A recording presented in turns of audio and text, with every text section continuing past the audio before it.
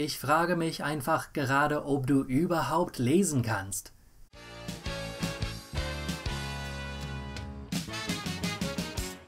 Was ist dein Lieblingsbuch? Per Anhalter durch die Galaxies. Wovon handelt das Buch? Das ist ein Science-Fiction-Buch.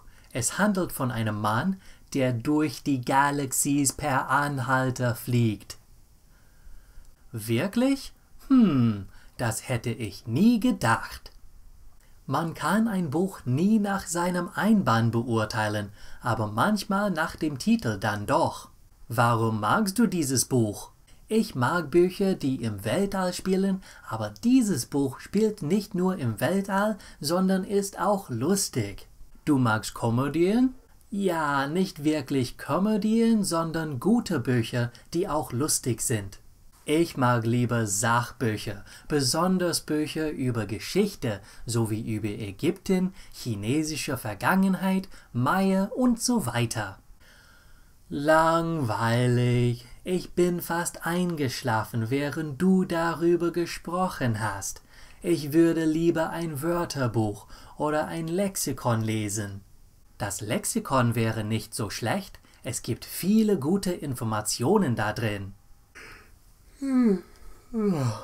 Sprichst du immer noch über diese langweiligen Sachbücher? Die einzigen guten Sachbücher sind Biografien, die sich wie ein Roman lesen. Lass mich mal raten, du magst Kinderbücher oder Bücher mit vielen Bildern, vielleicht etwas von Dr. Seuss. Kinderbücher sind nicht schlecht und Bücher mit vielen Bildern können sehr interessant sein. Hast du ein Problem damit? Nein, ich frage mich einfach gerade, ob du überhaupt lesen kannst. Du hast ja recht, ich kann gar nicht lesen. Ich höre nur Hörbücher oder schaue den Film, der auf dem Buch basiert ist. So wie diesen neuen Film Das Zeiträtsel. Ich habe dieses Buch als Kind gelesen, das war mein Lieblingsbuch. Charles Wallace ist meine Lieblingsfigur. Er ist so klug und die anderen Kinder in der Schule mögen ihn nicht. Jedes Mal, wenn ich dieses Buch gelesen habe, habe ich mir vorgestellt, ich sei Charles Wallace. Dann weißt du ja, dass die anderen Kinder ihn nicht mögen. Das hast du mit Charles Wallace gemeinsam, aber er ist klug im Gegensatz zu dir. Du bist mehr so eins dieser Kinder in der Stadt, die von S beeinflusst sind und von ihm gelenkt werden. Oh, du hast dieses Buch wirklich gelesen.